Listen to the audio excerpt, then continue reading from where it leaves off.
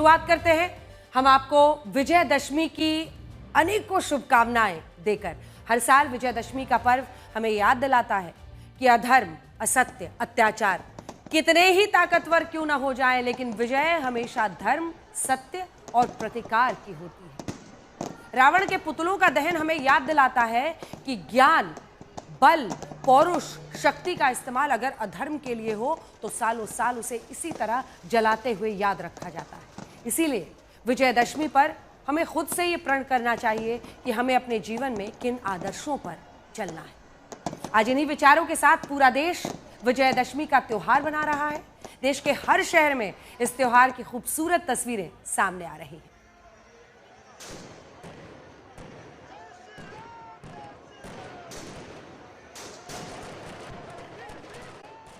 सबसे पहले आपको कांग्रेस सांसद और नेता प्रतिपक्ष राहुल गांधी का नया बयान सुनवाते हैं, जिसमें उन्होंने एक बार फिर कहा है कि भारत में लोकतंत्र खतरे में है।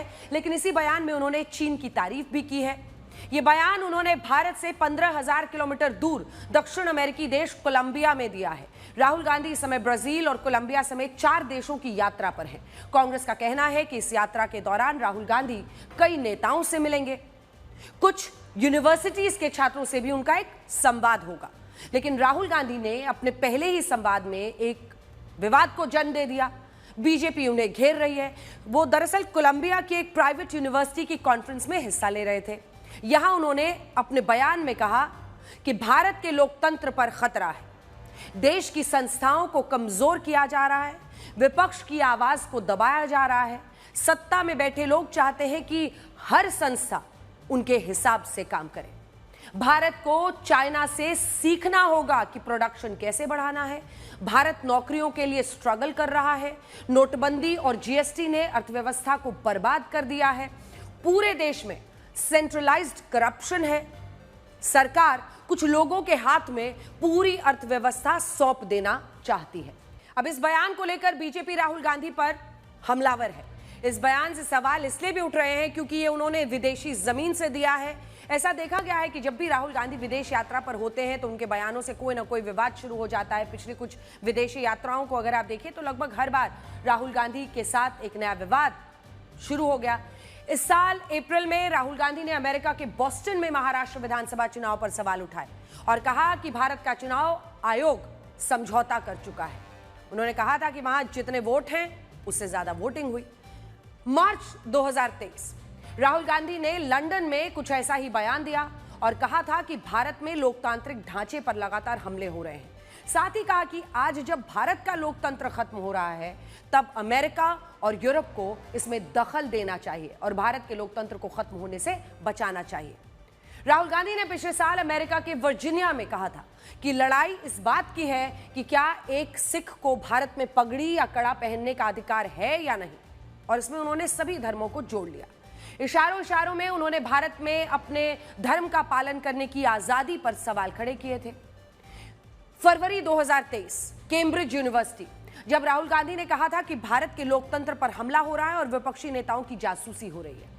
मई 2022 उन्होंने लंदन में भारत के राष्ट्र होने पर ही सवाल खड़े करते हुए कहा था कि भारत एक नेशन ना होकर यूनियन ऑफ स्टेट्स यानी राज्यों का संघ है।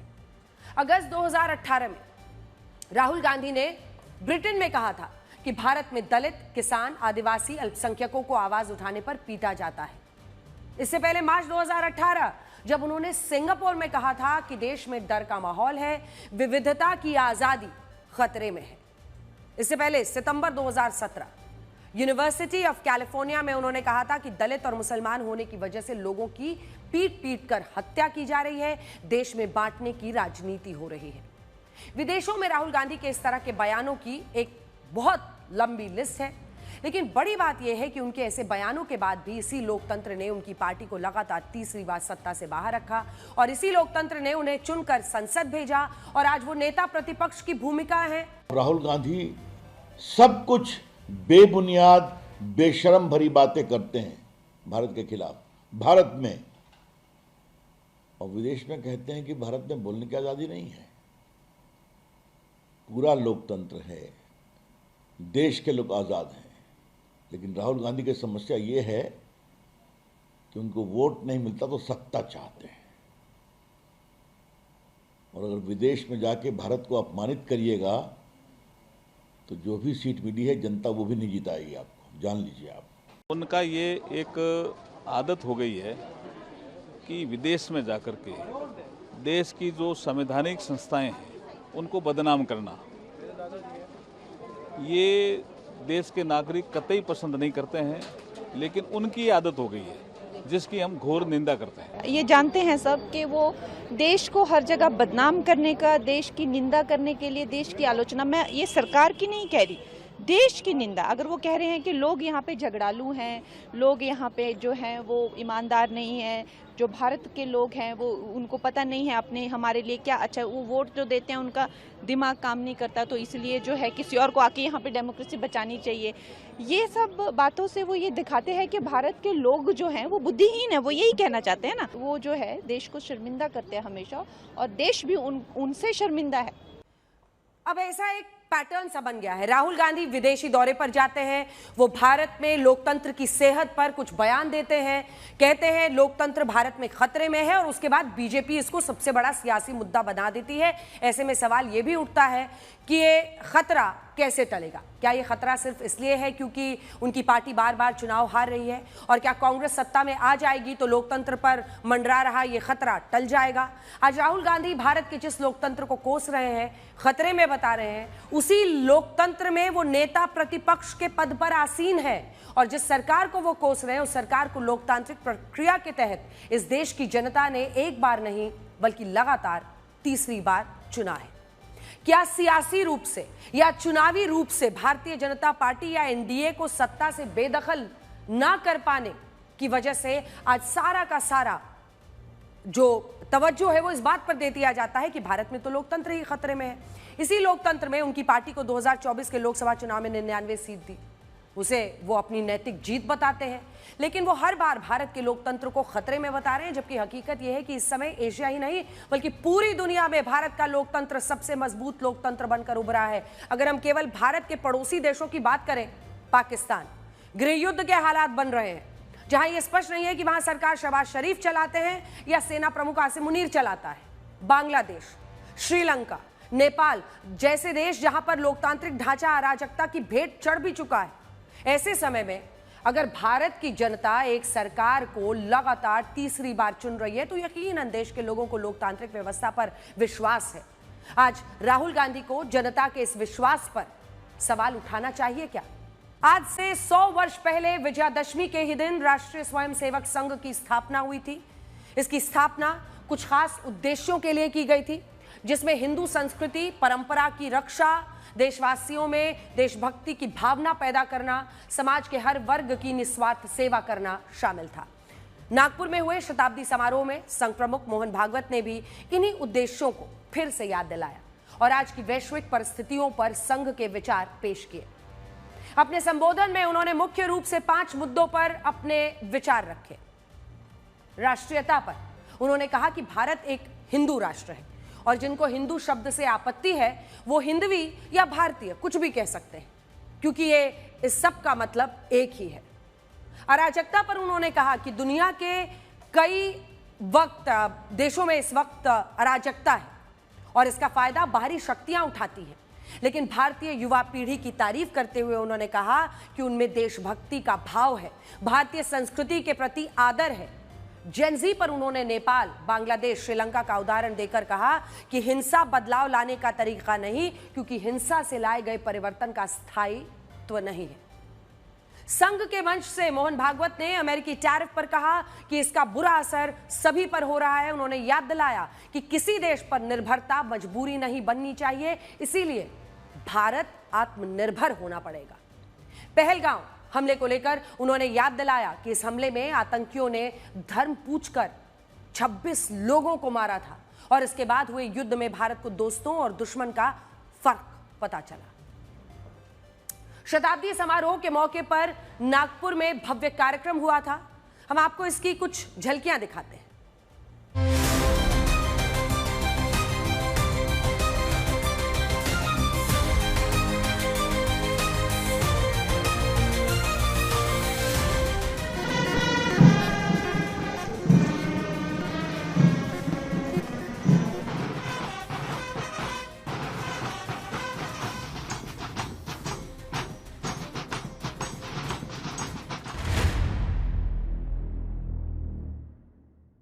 हम सबको एक माल में मिलाने वाली यह भारतीय संस्कृति, यह राष्ट्रीयता है, इसको हम हिंदू राष्ट्रीयता कहते हैं।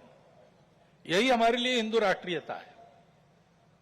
किसी को हिंदू शब्द से आपत्ति है, वो हिंदवी कहे, भारतीय कहे, आर्य कहे, जो कुछ है, ये सारे समानार्थी शब्द है, हम लोग जानते हैं। परंतु इस राष्ट्रीयता का स्पष्ट स्वरूप निर्देशित करने वाला एक ही शब्द हमको मिलता है, वो है हिंदू।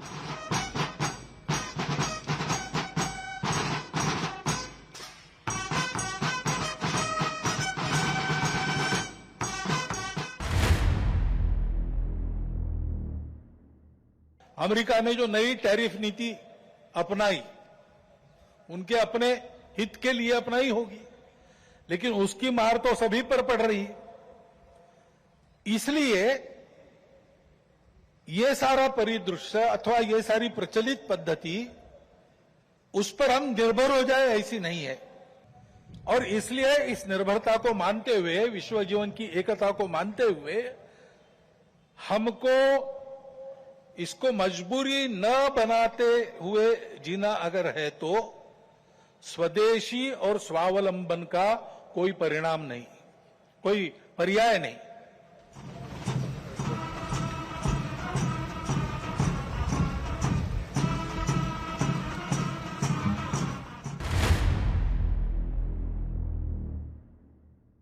एक दुर्घटना पहलगाम की भी हुई,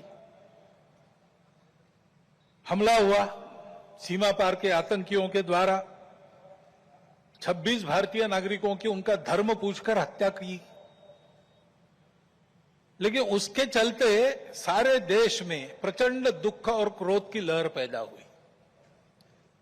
पूरी तैयारी करके सरकार ने, हमारी सेना ने उसका बहुत पुरजोर उत्तर दिया। यह भी वह घटना हमको सिखा गई कि यद्यपि हम सबके प्रति मित्र भाव रखते हैं और रखेंगे, फिर भी अपने सुरक्षा के विषय में हमको अधिकाधिक सजग रहना पड़ेगा, समर्थ बनना पड़ेगा। क्योंकि इस घटना के बाद दुनिया में विभिन्न देशों ने अपनी अपनी जो भूमिका ली, उसमें हमारी ये भी ध्यान में आया कि हमारे मित्र कौन कौन है और कहां तक है।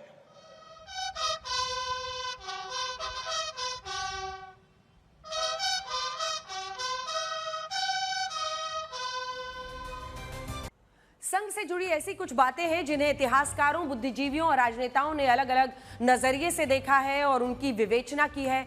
कई लोग संघ के धुर प्रशंसक हैं तो उतने ही संघ के धुर विरोधी भी हैं। हर कोई इतिहास की घटनाओं को अपने अपने नजरिए से या यूं कहें अपने अपने चश्मे से देखता है। लेकिन इस विवेचना में उन घटनाओं को जानना आज बहुत जरूरी है जो संघ की नींव, उसकी स्थापना का आधार बने। ये बात तो सब जानते हैं कि डॉक्टर केशव बलिराम हेडगेवार ने साल 1925 में दशहरे के मौके पर नागपुर में संघ की स्थापना की थी। लेकिन यह बात बहुत कम लोगों को पता है कि डॉक्टर हेडगेवार को संघ जैसा संगठन बनाने का विचार कैसे आया। डॉक्टर हेडगेवार का जन्म हुआ था 1 अप्रैल 1889 आज के तेलंगाना में, और उनके पिता पुरोहित थे और परिवार की आर्थिक स्थिति बहुत अच्छी नहीं थी। लेकिन इस गरीबी में भी डॉक्टर हेडगेवार स्वाभिमान से भरे हुए थे और उनके मन में एक एक सवाल हमेशा रहता था कि हमारा भारत कब तक इन अंग्रेजों का गुलाम रहेगा। साल 1897 में जब ब्रिटेन की रानी विक्टोरिया के शासन के 60 साल पूरे हुए, तब अंग्रेजों के गुलाम भारत में इसका खूब जश्न मना और भारत के स्कूलों में इस कई तरह के कार्यक्रम आयोजित हुए। इनमें डॉक्टर हेडगेवार का स्कूल भी शामिल था, जहां इस मौके पर मिठाइयां बांटी गई थी। लेकिन केवल 8 साल की उम्र में डॉक्टर हेडगेवार ने इस मिठाई को लेने से इनकार कर दिया और यह पूछा कि आखिर अंग्रेज हमारे शासक कैसे बन गए। कई किताबों में यह भी बताया गया है कि जब हाई स्कूल में पढ़ते वक्त डॉक्टर हेडगेवार ने ब्रिटिश अधिकारियों के सामने वंदे मातरम का नारा लगाया और बाद में इस पर माफी मांगने से भी इनकार किया, तो डॉक्टर हेडगेवार को स्कूल से हमेशा के लिए निष्कासित कर दिया गया था। और ये वो घटनाएं थी जिन्होंने डॉक्टर हेडगेवार के मूल विचारों को आधार दिया, उन्हें मजबूत बनाया। आज ये बात सुनने में थोड़ी अजीब लगेगी, लेकिन सच यही है कि संघ की स्थापना करने वाले डॉक्टर हेडगेवार एक पूर्व कांग्रेस नेता थे। उस जमाने में कांग्रेस में नेताओं के दो धड़े हुआ करते थे, जिनमें एक धड़े के नेताओं को गरम दल का कहा जाता था और दूसरे धड़े के नेताओं को नरम दल का कहा जाता था। डॉक्टर हेडगेवार इनमें गरम दल के नेताओं को अपना आदर्श मानते थे और इसमें भी बाल गंगाधर तिलक से वो काफी प्रभावित थे। जब दादा भाई नारोजी बाल गंगाधर तिलक को कांग्रेस पार्टी में लेकर आए, तब डॉक्टर हेडगेवार भी कांग्रेस का हिस्सा बन गए। उन्होंने कांग्रेस के कई विरोध प्रदर्शनों, आंदोलनों में हिस्सा लिया। हालांकि कांग्रेस से डॉक्टर हेडगेवार का मोह भंग तब शुरू हुआ जब महात्मा गांधी के नेतृत्व में कांग्रेस ने खिलाफत आंदोलन में भारत के मुसलमानों का साथ दिया, ऐसा उन्होंने अपनी तरफ से प्रस्तुत किया था। और यह उनका दावा था कि मोह भंग तब शुरू हुआ जब ऐसा लगा कि मूवमेंट एक धर्म को ज्यादा तवज्जो दे रहा है। डॉक्टर हेडगेवार की दलील यह थी कि जब मुसलमान देश से पहले इस्लाम धर्म को चुन रहे हैं, खिलाफत आंदोलन का हिस्सा बन रहे हैं, तब महात्मा गांधी और कांग्रेस पार्टी इसका समर्थन करके बड़ी भूल कर रहे हैं। यह डॉक्टर हेडगेवार का मानना था। डॉक्टर हेडगेवार ने इसके बाद गांधी जी के असहयोग आंदोलन में हिस्सा लिया, लेकिन गांधी जी के विचारों से उनका मतभेद बढ़ने लगा। उस दौर में कांग्रेस के अंदर दोहरी सदस्यता का प्रावधान होता था, जिसके तहत कोई भी नेता कांग्रेस का सदस्य रहते हुए किसी और संगठन का भी सदस्य हो सकता था। इस प्रावधान की वजह से पंडित मदन मोहन मालवीय, लाला लाजपत राय, डॉक्टर बालकृष्ण शिवराम मुंजे जैसे कई नेता कांग्रेस के साथ साथ हिंदू महासभा के भी सदस्य होते थे, यानी दो संगठनों के नेता। ये सारे दरअसल वो नेता थे जो गांधी जी को लेकर लगातार ये कह रहे थे कि वो मुसलमानों के मुद्दे पर गलती कर रहे हैं, ये उनका आरोप था और इसकी वो चर्चा करते थे। डॉक्टर हेडगेवार का भी यही मानना था और वो इस वजह से विरोध करते थे। ऐसा भी कहा जाता है कि जब गांधी जी के साथ डॉक्टर हेडगेवार के मतभेद बढ़े, तभी साल 1923 में नागपुर के दंगे हुए और इन्हीं दंगों ने संघ की स्थापना के विचार को मजबूत किया। इन दंगों का कारण कुछ हद तक वैसा ही था जैसा आज भी कई सांप्रदायिक घटनाओं में देखा जाता है। उस वक्त हिंदू पक्ष के लोग एक धार्मिक जुलूस निकालना चाहते थे और क्योंकि इस जुलूस के रास्ते में एक मस्जिद थी, इसीलिए ब्रिटिश अधिकारियों ने हिंदू पक्ष को इनकी इजाजत देने से इनकार कर दिया था, जिसके बाद हिंदू एकजुट हुए और यहीं से डॉक्टर हेडगेवार को यह लगा कि अब तो हमें जैसे दूसरा पक्ष एकजुट है वैसे हिंदुओं को एकजुट करना होगा और कांग्रेस भी उनका समर्थन कर रही है, लेकिन जो हिंदू समुदाय है वो एकजुट नहीं है और वो कई खंडों, जातियों में बटा हुआ है। इसी विचार से प्रेरणा लेकर डॉक्टर हेडगेवार ने हिंदुओं के हितों के लिए एक अलग रास्ता चुना और संघ की पहली शुरुआत उन्होंने अपने घर के एक छोटे से कमरे से की। कई पुस्तकों में यह भी बताया गया है कि संघ की शुरुआत के वक्त डॉक्टर हेडगेवार के भाषण को सुनने के लिए सिर्फ 12 लोग ही आए थे, सिर्फ 12 लोग। और इनमें से किसी ने यह कल्पना नहीं की थी कि एक दिन 12 लोगों से शुरू हुआ यह संगठन पूरे भारत में फैल जाएगा। इसके अलावा साल 1923 में विनायक दामोदर सावरकर की एक किताब आई थी जिसका शीर्षक था एसेंशियल्स ऑफ हिंदुत्व और कहते हैं कि वीर सावरकर की इस किताब ने भी डॉक्टर हेडगेवार को संघ बनाने के लिए प्रेरित किया। साल 1925 में दशहरे के मौके पर आरएसएस की बुनियाद रखी गई और इसके बाद धीरे धीरे महाराष्ट्र के नासिक, पुणे, अमरावती, जो पूरा यवतमाल जैसे क्षेत्र है वहां पर संघ का प्रभाव बढ़ने लगा और कुछ सालों में ही ये मध्य भारत तक पहुंच गया। संघ की पहली शाखा 28 मई 1926 को लगाई गई थी, जिसके लिए डॉक्टर हेडगेवार ने 1 घंटे का समय सुनिश्चित किया था। उनका कहना था कि इस 1 घंटे में स्वयं की इच्छा, संघ का स्वयं सेवक बनने वाले हिंदुओं को शारीरिक प्रशिक्षण भी दिया जाएगा और इस दौरान बौद्धिक शिक्षा और हिंदू एकता के लिए विशेष अनुष्ठान भी किए जाएंगे। और आज देश भर में संघ की जो शाखाएं लगती हैं उनमें इसी प्रक्रिया का पालन होता है। शुरुआत में देखिए, संघ की तरफ से किसी नेता का ध्यान नहीं गया।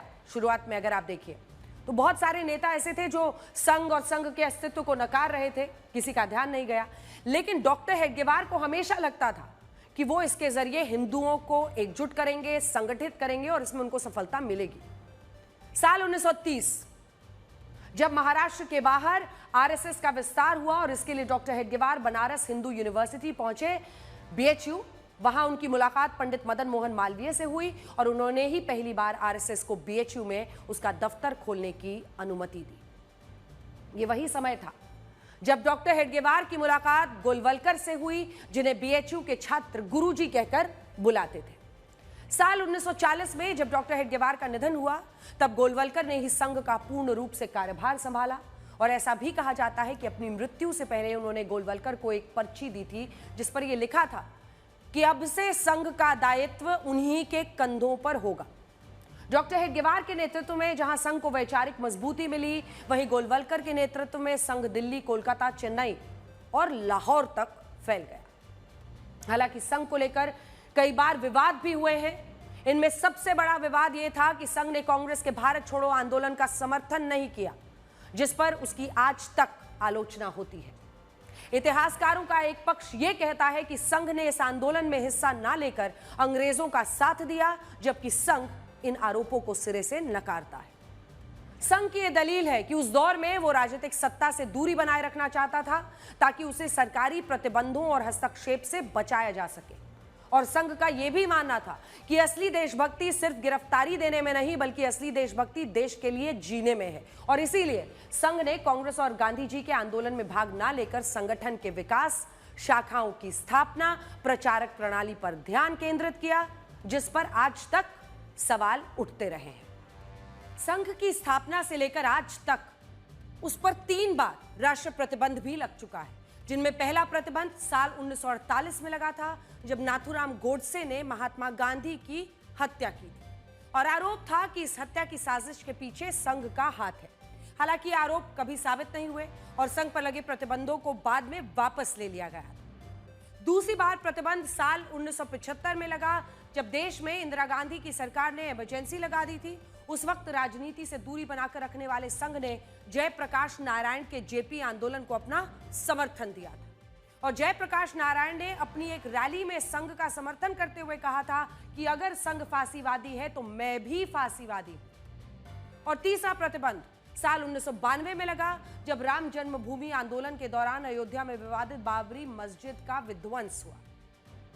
संघ को लेकर एक और बड़ा विवाद यह रहा कि उसने साल 2002 से पहले तक अपने नागपुर मुख्यालय पर राष्ट्रीय ध्वज तिरंगे को नहीं फहराया, जिस पर संघ के विरोधियों और आलोचकों ने उसकी देशभक्ति और राष्ट्रवाद को लेकर कई सवाल खड़े किए।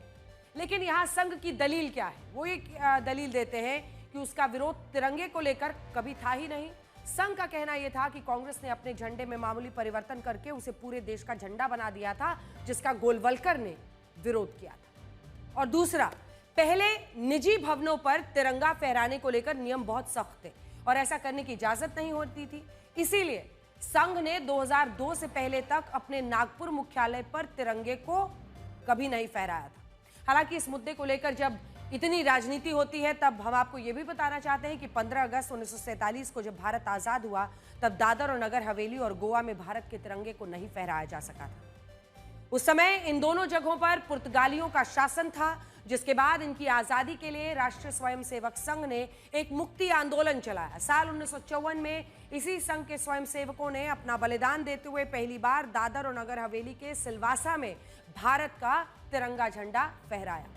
इसके बाद गोवा की धरती पर भी तिरंगा फहराने में संघ ने बड़ी भूमिका निभाई और संघ के 32 वर्षीय स्वयंसेवक राजा भाऊ महाकाल इस आजादी के लिए शहीद भी हुए। और आज भी संघ यही पूछता है कि अगर वो तिरंगे के खिलाफ होता तो क्या दादरा और नगर हवेली और गोवा में तिरंगा फहराने के लिए उनके स्वयंसेवक अपना बलिदान देते? संघ को लेकर जो विरोध रहा है या संघ को लेकर जो विवाद रहे हैं, उनकी बात हमेशा होती है, लेकिन संघ ने आजाद भारत की यात्रा में एक योगदान दिया। उसके बारे में भी जो जानकारी है किताबों के जरिए, वो हम आपके सामने रखना चाहते हैं। 1947 में जब जम्मू कश्मीर का विलय भारत में होना था, तब भारत के पहले गृह मंत्री सरदार वल्लभ भाई पटेल ने गुरु गोलवलकर को महाराजा हरि सिंह से बात करने के लिए भेजा था। 1962 में जब भारत और चीन का युद्ध हुआ और इस युद्ध में वामपंथी दलों का झुकाव चीन की तरफ था, इसका आरोप लगा, तब भी संघ ने सेना तक रसद पहुंचाने में मदद की। उस वक्त संघ के स्वयंसेवक रास्तों पर निगरानी में भी सेना की मदद करते थे। 1965 के भारत पाकिस्तान युद्ध में संघ के स्वयंसेवकों ने सबसे ज्यादा रक्तदान किया था और घायल सैनिकों की भी संघ के स्वयंसेवकों ने मदद की थी। इसके अलावा साल 1971 में जब ओडिशा में तूफान आया, 1984 में इंदिरा गांधी की हत्या के बाद सिख दंगे हुए, 84 में भोपाल गैस त्रासदी की घटना हुई 1999 में करगिल का युद्ध, 2004 में सुनामी, 2013 में उत्तराखंड में बाढ़, हर बार संघ के स्वयंसेवक सहयोग के लिए तैयार रहे। उन्होंने राहत शिविरों में पीड़ित परिवारों की मदद में एक बड़ी भूमिका निभाई। आज देखिए, बहुत सारे लोग ये भी पूछते हैं कि जब संघ राजनीतिक गतिविधियों से दूर रहना चाहता था तो उसने जनसंघ और भारतीय जनता पार्टी को बनाने में मदद क्यों की, और ये रिश्ता दोनों का कहलाता क्या है। सरदार वल्लभ भाई पटेल की मृत्यु से पहले जब श्यामा प्रसाद मुखर्जी ने पंडित नेहरू की सरकार से इस्तीफा दिया, तब वो दिल्ली से 1000 किलोमीटर दूर नागपुर गए थे और वहां उन्होंने गुरु गोलवलकर से मुलाकात की और उनसे जो जानकारी है उसके मुताबिक ये कहा था कि वो एक राजनीतिक पार्टी बनाने में संघ की मदद चाहते हैं, लेकिन उस वक्त गुरु गोलवलकर ने श्यामा प्रसाद मुखर्जी की मदद करने से इनकार कर दिया। उस वक्त गुरु गोलवलकर का कहना था कि वो संघ को किसी राजनीतिक पार्टी का हिस्सा नहीं बनाना चाहते, लेकिन कुछ महीने बाद गोलवलकर ने अपने फैसले को बदला। वो श्यामा प्रसाद मुखर्जी की मदद करने के लिए तैयार हो गए। उन्होंने श्यामा प्रसाद मुखर्जी को एक नई राजनीतिक पार्टी बनाने के लिए संघ के 5 स्वयंसेवक दिए, जिनमें पंडित दीनदयाल उपाध्याय, सुंदर सिंह भंडारी, नानाजी देशमुख और बलराज मधोक का नाम प्रमुख था। इन स्वयंसेवकों के साथ मिलकर श्यामा प्रसाद मुखर्जी ने भारतीय जनसंघ नाम से एक राजनीतिक पार्टी बनाई, जिसने साल 1951-52 के पहले लोकसभा चुनावों में भी हिस्सा लिया और इसे देश की सिर्फ 3 सीटों पर ही जीत ली। इमरजेंसी के बाद भारतीय जनसंघ जनता पार्टी की सरकार का हिस्सा रही, लेकिन इसके बाद संघ के तत्कालीन प्रमुख बाला साहब देवरस ने जनसंघ को भंग किया और भंग करके भारतीय जनता पार्टी बनाने का विचार पेश किया और आज देश में पिछले 11 सालों से इसी भारतीय जनता पार्टी की सरकार है। इस सरकार का नेतृत्व प्रधानमंत्री नरेंद्र मोदी के पास है, जिन्होंने अपना राजनीतिक जीवन संघ के एक स्वयंसेवक के तौर पर ही शुरू किया था। संघ के आलोचकों ने उसे हिंदुत्ववादी संगठन साबित करने की कोशिश की और यह भी धारणा बनाई गई कि संघ को चलाने वाले कट्टरवादी हैं, लेकिन आज जरा आप एक बार इस लिस्ट पर नजर डालिए। पिछले 100 सालों में संघ के 6 सर संघ चालक हुए हैं, जिनमें डॉक्टर केशव बलेराम हेडगेवार पेशे से डॉक्टर थे। उन्होंने कैलकाटा मेडिकल कॉलेज से पढ़ाई की थी। दूसरे सर संघ चालक गुरु गोलवलकर थे, जिन्होंने बनारस हिंदू यूनिवर्सिटी से बायोलॉजी में मास्टर्स की पढ़ाई की और उन्हें कई भाषाओं का ज्ञान था। तीसरे सर संघ चालक बाला साहब देवरस एक वकील थे और उन्होंने नागपुर यूनिवर्सिटी के लॉ कॉलेज से LLB की पढ़ाई की थी। चौथे सर संघ चालक राजेंद्र सिंह थे, जिन्होंने BSc की पढ़ाई की थी और वो इलाहाबाद यूनिवर्सिटी में डिपार्टमेंट ऑफ फिजिक्स के हेड और प्रोफेसर थे। पांचवें सर संघ चालक KS सुदर्शन थे, जो इंजीनियर थे और उन्हें 13 भाषाओं और क्षेत्रीय बोलियों का ज्ञान था। और संघ के छठे और मौजूदा सर संघ चालक मोहन भागवत हैं, जिन्होंने वेटरनरी साइंस और एनिमल हस्बेंड्री की पढ़ाई की है और वो साल 2009 से आज तक संघ के प्रमुख हैं। और प्रधानमंत्री मोदी और मोहन भागवत की उम्र 75 साल की है और मोहन भागवत प्रधानमंत्री से सिर्फ 7 दिन ही बड़े हैं। ये बात बहुत कम लोगों को पता है कि 100 साल पहले जब संघ की स्थापना हुई तब इसका नाम तय नहीं हो पाया था। डॉक्टर हेडगेवार ने अप्रैल 1926 में पहली बार इस संगठन का नाम तय करने के लिए अपने घर पर एक बैठक बुलाई कि संगठन का नाम क्या हो, जिसमें कितने लोग शामिल हुए। 26 कुल 26 स्वयंसेवक इसमें शामिल हुए। इस बैठक में 4 नामों को चुना गया था, जिनमें एक था राष्ट्रीय स्वयंसेवक संघ, दूसरा था जरी पटका मंडल, तीसरा था भारत उद्धारक मंडल और चौथा नाम था हिंदू स्वयंसेवक संघ।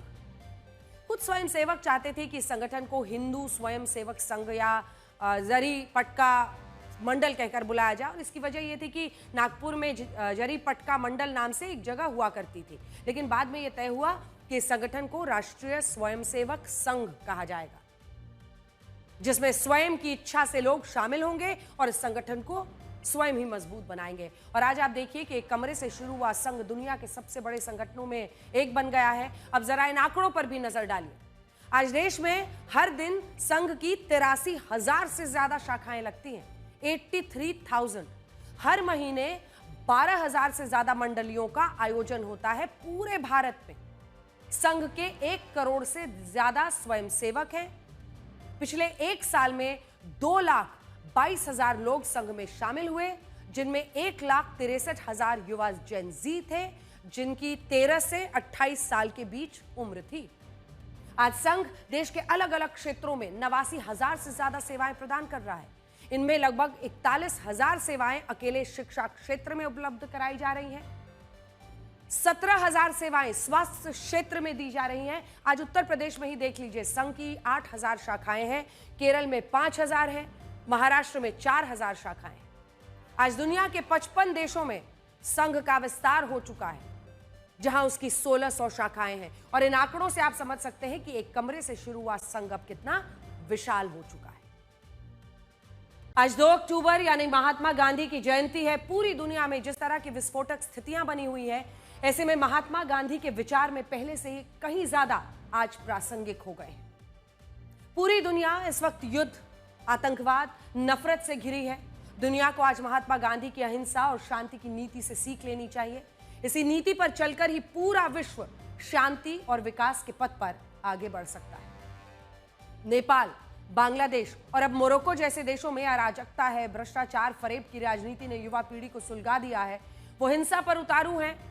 अराजकता से जूझ रहे इन देशों को महात्मा गांधी के सत्य, ईमानदारी और नैतिक राजनीति का पाठ सीखना चाहिए, क्योंकि इसी पर चलकर कोई भी देश अराजकता से बच सकता है। अमेरिकी टैरिफ से विश्व भर में त्राहिमाम है। टैरिफ की वजह से कई देशों की आर्थिक स्थिति खराब हो गई है। आज इन देशों को महात्मा गांधी के उस विचार से सीख लेनी चाहिए जिसमें उन्होंने सबसे पहले स्वदेशी अपनाने और आत्मनिर्भर होने की बात कही थी। इसी विचार पर चलकर देश अपनी पहचान बना सकता है और विश्व में मजबूती से खड़ा रह सकता है। इस्लामोफोबिया, हिंदूफोबिया और यहूदियों से नफरत जैसे विचारों ने विश्व के लोगों को धार्मिक भेदभाव करना सिखा दिया। इसी वजह से कई देशों के बीच युद्ध की स्थिति है। आज हमें महात्मा गांधी की धर्मनिरपेक्षता, सहिष्णुता के पाठ को फिर से दोहराना चाहिए। सभी धर्मों का सम्मान, विचारों में सभी के प्रति सहिष्णुता ही सांप्रदायिक तनाव को कम कर सकती है।